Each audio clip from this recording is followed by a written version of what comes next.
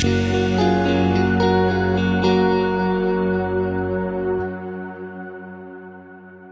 Friends, welcome back to my channel. ಎಲ್ಲರೂ ಹೇಗಿದ್ದೀರಾ? I hope ಎಲ್ಲರೂ ಚೆನ್ನಾಗಿದ್ದೀರಾ ಅಂತ ಭಾವಿಸ್ತಾ ಇವತ್ತಿನ ವ್ಲಾಗ್ನ ಶುರು ಮಾಡ್ತಾ ಇದ್ದೀನಿ.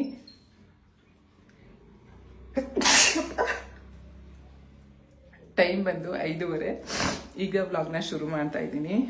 ಬೆಳಗ್ಗೆ ಯಾಕೆ ಗೊತ್ತಿಲ್ಲ ನನಗೆ, ಈಗ ಶುರು ಆಗಿದೆ. ಎದ್ದ ತಕ್ಷಣ ಇದೊಂದು ಶುರು ಆಗ್ಬಿಡುತ್ತೆ. ಎದ್ದ ತಕ್ಷಣ ಕೋಲ್ಡ್ ಆಗ್ಬಿಡುತ್ತೆ. ಅವಾಗ ಇಮಿಡಿಯೇಟ್ ಸೀನ್ಗಳು ಸ್ಟಾರ್ಟ್ ಆಗ್ತಾ ಹೋಗುತ್ತೆ. ಸೊ ಎಸ್, ಈಗ ನಾನು ವ್ಲಾಗ್ನ ಶುರು ಮಾಡಿದ್ದೀನಿ.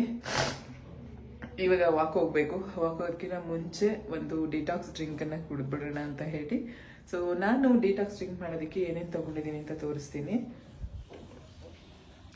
ಒಂದು 2ರಿಂದ 3 ನೆಲ್ಲಿಕಾಯಿ, ಪುದೀನ ಒಂದು 4-5 ಎಲೆ, 6 ಮೆಣಸು, ಒಂಚೂರು ಬೆಲ್ಲ, 1 ಇಂಚು ಶುಂಠಿ. ಸೊ ಇದಿಷ್ಟನ್ನು ತಗೊಂಡು ಈಗ ಅದನ್ನ ನುಣ್ಣಗೆ ರುಬ್ಬೇಕು. ಈಗ ಇದೆಲ್ಲದನ್ನು ಜಾರ್ ಹಾಕೊಂಡ್ಬಿಡ್ತೀನಿ. ಫಸ್ಟು ಜಾಸ್ತಿ ನೀರು ಹಾಕಕ್ಕೆ ಹೋಗ್ಬಾರ್ದು. ಬೆಲ್ಲ ಆಪ್ಷನ್ನು, ನಿಮಗೆ ಬೇಕು ಅಂದರೆ ಹಾಕೊಳ್ಳಿ, ಇಲ್ಲಾಂದರೆ ಬೇಡ. ಏನಕ್ಕೆ ಅಂದರೆ ಈಗ ನಾನು ಇದನ್ನು ಕುಡಿಯೋಕ್ಕೆ ಶುರು ಮಾಡಿರೋದಲ್ವಾ, ತುಂಬ ಒಗರು ಅನಿಸುತ್ತೆ, ಹಾಗಾಗಿ ತಗೊಂಡಿದ್ದೀನಿ ಅಷ್ಟೇ. ಈಗ ಇದಕ್ಕೆ ಒಂಚೂರು ನೀರು ಹಾಕಬೇಕು. ನೀರು ಹಾಕಿ ಲಿಡ್ ಕ್ಲೋಸ್ ಮಾಡಿ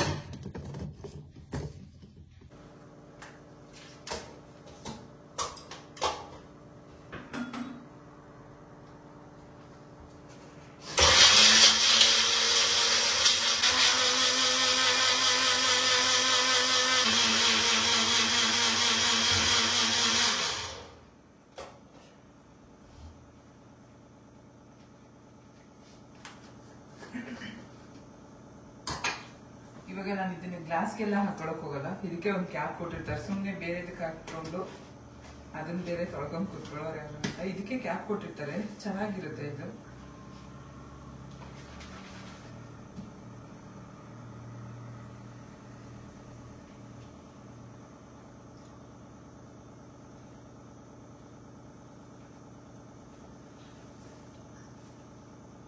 ಇದನ್ನ ಸೋಸ್ಬಾರ್ದು, ಹಾಗೆ ಕುಡಿಬೇಕು.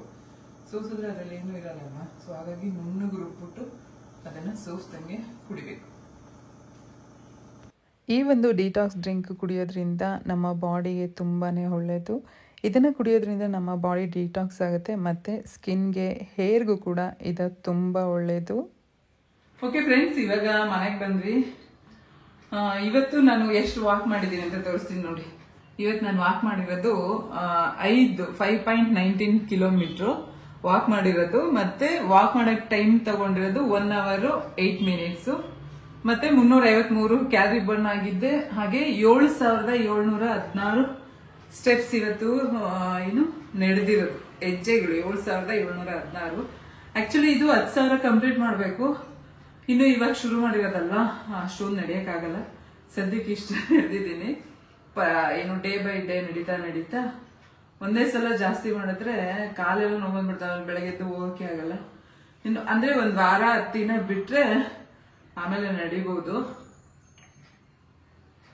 ನನಗೆ ಅಲ್ಲಿ ಪಾರ್ಕಲ್ಲಿ ವಾಕ್ ಮಾಡೋದಕ್ಕಿಂತ ನಮ್ಮ ಮನೆ ಹತ್ಕೊಂಬರೋದೈತಲ್ಲ, ಸೆಕೆಂಡ್ ಇಯರ್ ಫುಲ್ ಉಸಿರು ಬಿಡೋಕೆ ಆಗ್ಬಿಡುತ್ತೆ ನನ್ಗಂತೂ. ಯಪ್ಪ ದೇವ್ರೆ, ಅಲ್ಲಿ ಪಾರ್ಕಲ್ಲಿ ವಾಕ್ ಮಾಡಿ ಸುಸ್ತಾಗೋದಕ್ಕಿಂತ ಇಲ್ಲಿ ಹತ್ಕೊಂಡ್ಬಂದ್ರೆ ಅಷ್ಟು ಸುಸ್ತಾಗಿರುತ್ತೆ. ನೀವು ಯಾರು ಎಷ್ಟು ವಾಕ್ ಮಾಡ್ತೀರಾ, ಪರ್ ಡೇ ಎಷ್ಟು ವಾಕ್ ಮಾಡ್ತೀರಾ ಅಂತ ಮಾಡೋರಿದ್ರೆ ಯಾರಾದ್ರೂ ಕಾಮೆಂಟ್ ಮಾಡಿ ತಿಳಿಸಿ, ಓಕೆನಾ? ಇನ್ನಿವಾಗ ಅಣ್ಣಂಗೆ ಟೀ ಮಾಡ್ಕೊಡೋಣ ಅಂತ ಮಾಡ್ತಾ ಇದ್ದೀನಿ. ಅವನಿಗೆ ಬೆಳಗ್ಗೆ ಎದ್ದು ಟೀ ಅಥವಾ ಕಾಫಿ ಕುಡಿದು ಅಭ್ಯಾಸ, ಜಾಸ್ತಿ ಟೀ ಕುಡಿತಾನೆ. ಹಾಗಾಗಿ ಟೀಯನ್ನು ಮಾಡ್ತಾ ಇದ್ದೀನಿ. ತುಂಬ ಜನ ಕೇಳ್ತಾ ಇರ್ತೀರಾ, ನೀವು ನಿಜವಾಗ್ಲೂ 5:30 ಅಥವಾ 5 ಗಂಟೆ ಈ ರೀತಿ ಎದ್ದೊಳ್ತೀರಾ ಅಂತ.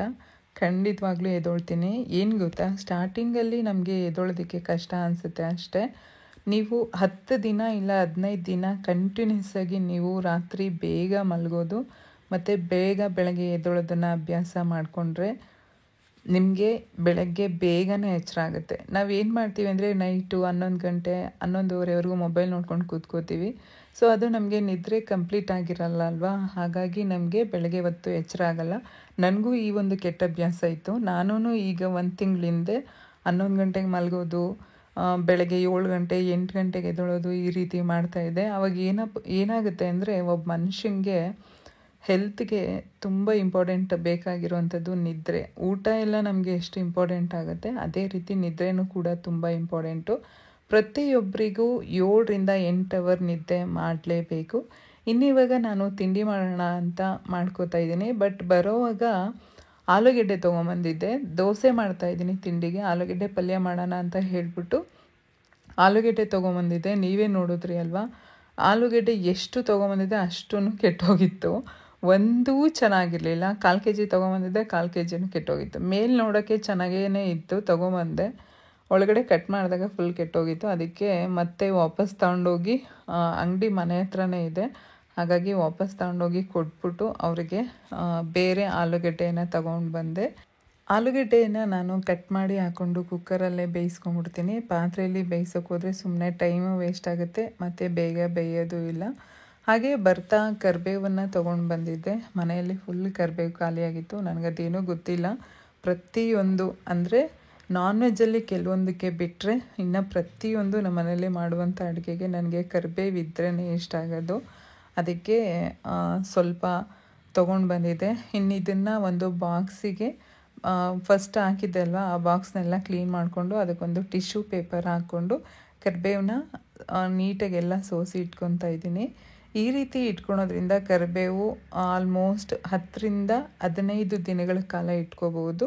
ಅಂದರೆ ಅದು ನೀರು ಆಗ್ತಾ ಇರುತ್ತೆ, ಆವಾಗ ಸ್ವಲ್ಪ ಆ ಟಿಶ್ಯೂ ಪೇಪರ್ನ ಚೇಂಜ್ ಮಾಡಿದ್ರೆ 10 ದಿನ ಅಂತೂ ಇಟ್ಕೋಬೋದು ಫ್ರಿಡ್ಜಲ್ಲಿ. ಇನ್ನಿವಾಗ ನಾನು ದೋಸೆಗೆ ಆಲೂಗೆಡ್ಡೆ ಪಲ್ಯ ಮಾಡ್ತಾಯಿದ್ದೀನಲ್ವ, ಅದಕ್ಕೆ ಈರುಳ್ಳಿ ಎಲ್ಲದನ್ನು ಹೆಚ್ಕೊತಾ ಇದ್ದೀನಿ. ಈರುಳ್ಳಿ ಅಂತೂ ಇವಾಗ ಏನು ರೇಟ್ ಆಗಿದೆ ಅಂದರೆ ಈರುಳ್ಳಿ ಬೆಳ್ಳುಳ್ಳಿ ಎರಡೂ ನಾನು ನಮ್ಮ ಮನೆಯಲ್ಲಿ ಬೆಳ್ಳುಳ್ಳಿ ತೊಗೊಂಡೇ ಬಂದಿಲ್ಲ. ಯಾಕಂದರೆ ಇವಾಗ ಬೆಳ್ಳುಳ್ಳಿ kg 400 ರೂಪಾಯಿ. ಒಂದೊಂದು ಹತ್ರ 450, ಒಂದೊಂದು ಹತ್ರ 400. ಅದಕ್ಕೆ ನಾನು ತೊಗೊಂಡೇ ಬಂದಿಲ್ಲ, ಕಮ್ಮಿ ಆಗೋವರೆಗೂ ಬೇಡ ಅಂತ ಸುಮ್ಮನಾಗ್ಬಿಟ್ಟಿದ್ದೀನಿ. ನಮ್ಮ ಮನೆಯಲ್ಲಿ ಆದಷ್ಟು ದೋಸೆ ಮಾಡಿದಾಗ ಎಲ್ಲ ಟೈಮಲ್ಲೂ ನಾನು ಇಲ್ಲ ಬರೀ ಈರುಳ್ಳಿ ಪಲ್ಯ ಮಾಡ್ಕೊತೀನಿ, ಇಲ್ಲ ಈ ರೀತಿ ಆಲೂಗೆಡ್ಡೆ ಪಲ್ಯನ ಮಾಡ್ಕೊತೀನಿ. ನನಗೆ ಬೇರೆ ಸಾಗು ಆ ಥರ ಎಲ್ಲದಕ್ಕಿಂತ ಈ ರೀತಿ ಈರುಳ್ಳಿ ಪಲ್ಯ ದೋಸೆಗೆ ಕಾಂಬಿನೇಷನ್ ಆಗಿ ತುಂಬ ಅಂದರೆ ಚೆನ್ನಾಗಿರುತ್ತೆ. ಹಾಗಾಗಿ ಜಾಸ್ತಿ ನಮ್ಮ ಮನೆಯಲ್ಲಿ ಇದನ್ನೇ ಮಾಡೋದು. ನಿಮಗೆ ಯಾರ್ಯಾರಿಗೆ ದೋಸೆ ಜೊತೆಗೆ ಈರುಳ್ಳಿ ಅಥವಾ ಆಲೂಗೆಡ್ಡೆ ಪಲ್ಯ ಇಷ್ಟ ಆಗುತ್ತೆ ಅಂತ ಹೇಳಿಬಿಟ್ಟು ಕಾಮೆಂಟ್ ಮಾಡಿ ತಿಳಿಸಿ. ಇನ್ನಿವಾಗ ನಾನು ಆಲೂಗೆಡ್ಡೆ ಪಲ್ಯನ ಮಾಡ್ಕೋತಾ ಇದ್ದೀನಿ. ಮೊದಲನೇದಾಗಿ ಒಂದು ಪಾತ್ರೆಯಲ್ಲಿ 2ರಿಂದ 3 ಸ್ಪೂನ್ ಎಣ್ಣೆನ ಹಾಕ್ಕೋಬೇಕು. ಎಣ್ಣೆ ಕಾದ್ಮೇಲೆ ಅದಕ್ಕೆ ಕರಿಬೇವು, ಸಾಸಿವೆ ಮತ್ತು ಜೀರಿಗೆನೂ ಹಾಕಿ ಚೆನ್ನಾಗಿ ಅದನ್ನು ಫ್ರೈ ಮಾಡ್ಕೋಬೇಕು. ಒಂದ್ಸಲ ಇದೆಲ್ಲದನ್ನು ಫ್ರೈ ಆದಮೇಲೆ ಇದಕ್ಕೆ 1ರಿಂದ 2 ಸ್ಪೂನು ಕಡಲೆಬೇಳೆ, ಅಂದರೆ ನಾನಿಲ್ಲಿ ಸ್ವಲ್ಪ ಕ್ವಾಂಟಿಟಿ ಮಾಡ್ತಾಯಿದ್ದೀನಿ, ನಿಮಗೆ ಎಷ್ಟು ಬೇಕಾಗುತ್ತೆ ನೀವು ಅಷ್ಟನ್ನು ಹಾಕ್ಕೋಬೋದು. ಕಡಲೆಬೇಳೆನೂ ಹಾಕ್ಕೊಂಡು ಅದು ಫ್ರೈ ಆದಮೇಲೆ ಈಗ ಅದಕ್ಕೆ ಖಾರಕ್ಕೆ ತಕ್ಕನಾದಷ್ಟು ಹಸಿಮೆಣಸಿನ್ಕಾಯಿ, 3ರಿಂದ 4 ಈರುಳ್ಳಿ. ನಾನು ಈರುಳ್ಳಿ ಜಾಸ್ತಿ ತೊಗೊಂಡಿದ್ದೀನಿ. ಆಲೂಗೆಡ್ಡೆ ಎಷ್ಟಿರುತ್ತೆ ಅದಕ್ಕಿಂತ ಸ್ವಲ್ಪ ಜಾಸ್ತಿ ಈರುಳ್ಳಿ ಇದ್ದರೆ ಪಲ್ಯ ತುಂಬ ಟೇಸ್ಟಿಯಾಗಿ ಬರುತ್ತೆ. ಈರುಳ್ಳಿ ಮತ್ತು ಹಸಿಮೆಣಸಿನ್ಕಾಯಿನ ಚೆನ್ನಾಗಿ ಫ್ರೈ ಮಾಡ್ಕೋಬೇಕು 2ರಿಂದ 3 ನಿಮಿಷ ಹಸಿ ವಾಸನೆ ಹೋಗೋವರೆಗೂ. ಈಗ ಇದಕ್ಕೆ ಉಪ್ಪನ್ನು ಹಾಕ್ಕೋಬೇಕು. ನಾನಿಲ್ಲಿ ಪೂರ್ತಿ ಪಲ್ಯಕ್ಕೆ ಉಪ್ಪನ್ನು ಹಾಕ್ತಾಯಿದ್ದೀನಿ. ಮತ್ತು 1 ಸ್ಪೂನ್ ಚಿಕ್ಕ ಸ್ಪೂನಲ್ಲಿ ಅರಿಶಿಣ ಹಾಕ್ಕೊಂಡು ಅದನ್ನು ಸಹ ಹಸಿ ವಾಸನೆ ಹೋಗೋವರೆಗೂ ಫ್ರೈ ಮಾಡ್ಕೋಬೇಕು. ಈಗ ಇದೆಲ್ಲ ಆದಮೇಲೆ 1 ಟೀ ಗ್ಲಾಸಲ್ಲಿ ನೀರನ್ನು ಹಾಕಿ ಚೆನ್ನಾಗಿ ಮಿಕ್ಸ್ ಮಾಡಿ 3ರಿಂದ 4 ನಿಮಿಷ, ಅಂದರೆ ಈರುಳ್ಳಿ ಫುಲ್ ಮೆತ್ತಗಾಗೋವರೆಗೂ ಲಿಡ್ಡನ್ನು ಕ್ಲೋಸ್ ಮಾಡಿ ಬೇಯಿಸ್ಕೋಬೇಕು. ಈಗ ಇಲ್ಲಿ ನೋಡ್ತಾ ಇದ್ದೀರಲ್ವ, ಈ ರೀತಿ ಫುಲ್ಲು ಈರುಳ್ಳಿ ಸಾಫ್ಟಾಗಿರಬೇಕು. ಎಣ್ಣೆಯಲ್ಲೇ ನಾವು ಈ ರೀತಿ ಸಾಫ್ಟಾಗಿ ಬೇಯಿಸ್ತೀವಿ ಅಂದರೆ ತುಂಬ ಎಣ್ಣೆ ತೊಗೊಳುತ್ತೆ. ಹಾಗಾಗಿ ಸ್ವಲ್ಪ ನೀರನ್ನು ಹಾಕಿ ಬೇಯಿಸೋದ್ರಿಂದ ಏನೂ ಆಗೋದಿಲ್ಲ. ಇನ್ನಿವಾಗ ಇದಕ್ಕೆ ನಾನು ಬೇಯಿಸಿ ಸಿಪ್ಪೆ ತೆಗೆದಿಟ್ಕೊಂಡಿರುವಂಥ ಆಲೂಗೆಡ್ಡೆಯನ್ನು ಹಾಕ್ಕೊತಾ ಇದ್ದೀನಿ. ಆಲೂಗೆಡ್ಡೆನೂ ಹಾಕಿ ಚೆನ್ನಾಗಿ ಮಿಕ್ಸ್ ಮಾಡಿ ಆದಮೇಲೆ ಈಗ ಇದಕ್ಕೆ ಸ್ವಲ್ಪ ತೆಂಗಿನಕಾಯಿ ತುರಿ ಮತ್ತು ಕಟ್ ಮಾಡಿಟ್ಕೊಂಡಿರುವಂಥ ಕೊತ್ತಂಬರಿ ಸೊಪ್ಪನ್ನು ಸೇರಿಸಿ ಮತ್ತೆ ನೀಟಾಗಿ 1 ನಿಮಿಷ ಅದನ್ನು ಎಲ್ಲದನ್ನು ಚೆನ್ನಾಗಿ ಮಿಕ್ಸ್ ಮಾಡ್ಕೋಬೇಕು. ಮಿಕ್ಸ್ ಮಾಡ್ಕೊಂಡಾದಮೇಲೆ ಇದನ್ನು ಅಷ್ಟೇ ಲಿಡ್ ಕ್ಲೋಸ್ ಮಾಡಿ 2ರಿಂದ 3 ನಿಮಿಷ ಸಣ್ಣ ಉರಿಯಲ್ಲಿ ಹಾಗೆ ಬಿಟ್ಬಿಡಿ. ಏನಕ್ಕಪ್ಪ ಅಂದರೆ ಕಾಯಿ ತುರಿ ಹಾಕಿದ ತಕ್ಷಣ ಸ್ಟವ್ ಆಫ್ ಮಾಡಿದ್ರೆ ಪಲ್ಯ ಏನಾದರೂ ಉಳ್ಕೊಂಡ್ರೆ ಬೇಗ ಅಳಸೋಗ್ಬಿಡುತ್ತೆ, ಅದಕ್ಕೋಸ್ಕರ. ಇನ್ನು ಇವಾಗ ನಾನು ದೋಸೆಗೆ ರೆಡಿ ಮಾಡ್ಕೋತಾ ಇದ್ದೀನಿ. ನಮ್ಮನೇಲಿ ನಾನು ದೋಸೆ ಹಿಟ್ಟನ್ನು ಜಾಸ್ತಿ ಮಾಡೋಕ್ಕೆ ಹೋಗಲ್ಲ. ನನಗೆ ಫ್ರಿಡ್ಜಲ್ಲಿ ಇಟ್ಕೊಂಡು ತಿನ್ನೋದು ಆ ಥರ ಎಲ್ಲ ಇಷ್ಟ ಆಗಲ್ಲ. ಅವತ್ತಿಗೆ ಎಷ್ಟು ಬೇಕಾಗುತ್ತೆ ನಮಗೆ ಅಷ್ಟು ಮಾತ್ರ ನಾನು ದೋಸೆನ ಮಾಡ್ಕೋತೀನಿ. ಹಾಗೆ ದೋಸೆಗೆ ನಾನು ನಮ್ಮ ಮನೇಲಿ ಯಾವತ್ತೂ ಸೋಡಾ ಬಳಸೋದಿಲ್ಲ. ದೋಸೆಗೆ ಅಂತ ಅಲ್ಲ, ನಮ್ಮ ಮನೇಲಿ ಸೋಡಾ ತರೋದೇ ಇಲ್ಲ. ನಾವು ಏನಕ್ಕೂ ಸೋಡಾ ಬಳಸೋಕ್ಕೆ ಹೋಗಲ್ಲ. ಸೋಡಾನ ಬಳಸದೆ ಹೇಗಪ್ಪ ಇದು ನಿಮಗೆ ಹಿಟ್ಟು ಹುಳಿ ಬರುತ್ತೆ ಅಂತ ಅನ್ನಿಸ್ಬೋದು. ಈ ಚಳಿಗಾಲದಲ್ಲಿ ಏನು ಮಾಡಬೇಕಪ್ಪ ಅಂದರೆ 12 ಗಂಟೆಗೆಲ್ಲ ನಾವು ಅಕ್ಕಿಯನ್ನು ನೆನೆಸಿಟ್ಬಿಡ್ಬೇಕು. ಅಕ್ಕಿ ಉದ್ದಿನಬೇಳೆ ಎಲ್ಲ ನೆನೆಸಿಟ್ರೆ ಒಂದು 6 ಗಂಟೆ ಅಷ್ಟರಲ್ಲಿ ನಾವು ಅದನ್ನು ರುಬ್ಬಿಡಬೇಕು. ಆವಾಗ ತುಂಬ ಚೆನ್ನಾಗಿ ಹುಳಿ ಬರುತ್ತೆ. ಆದರೆ ಬೇಸಿಗೆಗಾಲದಲ್ಲಿ ಹಾಗಲ್ಲ. ನಾವು ಒಂದು 4 ಗಂಟೆಗೆ ನೆನೆಸಿ 10 ಗಂಟೆಗೆ ರುಬ್ಬಿಟ್ರೂ ಸಹ ತುಂಬ ಚೆನ್ನಾಗಿ ಹುಳಿ ಬರುತ್ತೆ. ದೋಸೆ ಹಿಟ್ಟಾಗಿರ್ಬೋದು, ಇಡ್ಲಿ ಹಿಟ್ಟಾಗಿರ್ಬೋದು.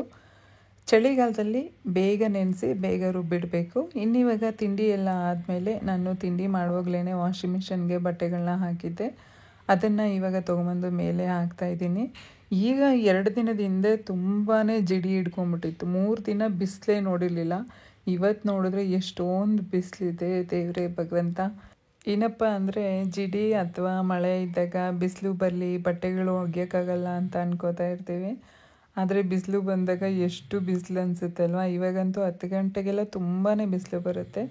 ಓಕೆ ಫ್ರೆಂಡ್ಸ್, ಈ ವ್ಲಾಗ್ನ ಇಲ್ಲಿಗೆ ಏನು ಮಾಡ್ತಾಯಿದ್ದೀನಿ. ಯಾರಿಗೆಲ್ಲ ಈ ವ್ಲಾಗ್ ಇಷ್ಟ ಆಯಿತು ಲೈಕ್, ಶೇರ್, ಸಬ್ಸ್ಕ್ರೈಬ್ ಮಾಡೋದನ್ನು ಮರಿಬೇಡಿ.